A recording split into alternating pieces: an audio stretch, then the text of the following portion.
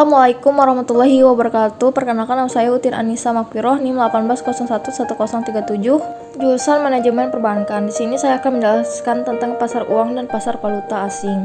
Pasar uang atau money market merupakan mekanisme pasar yang memungkinkan seseorang melakukan transaksi jual beli dalam bentuk sekuritas keuangan. Pasar uang mengacu pada sistem keuangan yang berhubungan dengan kegiatan berdagang, pinjam meminjam, investasi, dan pendanaan jangka pendek hingga setahun dalam mata uang rupiah serta valuta asing menurut laman bio. Selanjutnya, instrumen pasar uang. Sertifikat Bank Indonesia atau bisa disebut SBI, yaitu instrumen utang yang diterbitkan oleh pemerintah atau bank sentral atas unjuk dengan jumlah tertentu yang akan dibayarkan pada pemegang pada tanggal yang telah ditetapkan. Instrumen ini berjangka waktu jatuh tempo 1 tahun atau kurang. Yang kedua yaitu surat berharga pasar uang atau bisa disingkat dengan SBPU, yaitu surat-surat berharga berjangka pendek yang dapat diperjualbelikan secara diskonto dengan BI atau lembaga diskonto yang ditunjukkan oleh BI. Selanjutnya itu sertifikat deposito. Sertifikat deposito adalah deposito berjangka yang bukti simpanannya dapat diperdagangkan. Yang keempat itu commercial paper promise. Commercial paper adalah sekuritas dalam pasar uang yang diterbitkan oleh bank berkapitalisasi besar serta perusahaan. Kelima yaitu call money. Kegiatan pinjam meminjam dana antara satu bank dengan bank lainnya untuk jangka waktu pendek. Yang keenam itu repurchase agreement. Transaksi jual surat-surat berharga disertai dengan perjanjian bahwa penjual akan membeli kembali surat-surat berharga yang dijual tersebut pada tanggal dan dengan harga yang telah ditetapkan lebih dahulu. Yang ketujuh yaitu bankers assignment, suatu instrumen pasar uang yang digunakan untuk memberikan kredit pada eksportir atau importir untuk membayar sejumlah barang atau untuk membeli valuta asing. Foreign exchange, yaitu market atau sering pula disebut dengan bursa falas, adalah satu mekanisme di mana orang dapat mentransfer daya beli antar negara, memperoleh atau menyediakan kredit untuk transaksi perdagangan internasional, meminimalkan kemungkinan risiko kerugian akibat terjadinya fluktuasi kurs suatu mata uang. Valuta asing atau sering disingkat dengan falas adalah bagian dari devisa suatu negara.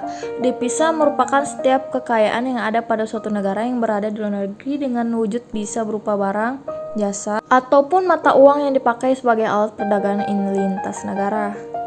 Pasar valuta asing, foreign exchange market forex, merupakan jenis perdagangan mata uang suatu negara kepada mata uang negara lainnya yang ada keterlibatan pasar uang di seluruh dunia dan berlangsung selama 24 jam dengan terus berkesinambungan. Atau yang biasa disebut dengan falas atau dalam bahasa asing dikenal dengan foreign exchange forex, merupakan mata uang yang dikeluarkan sebagai alat pembayaran yang sah di negara lain. Valuta asing akan mempunyai suatu nilai apabila valuta tersebut dapat ditukarkan dengan valuta lainnya tanpa pembatasan.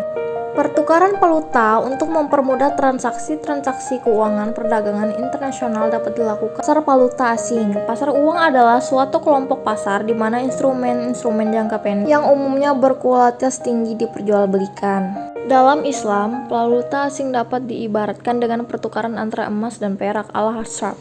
Secara harfiah, al-hasraf berarti penambahan, penukaran, penghindaran, pemalingan, atau transaksi jual beli.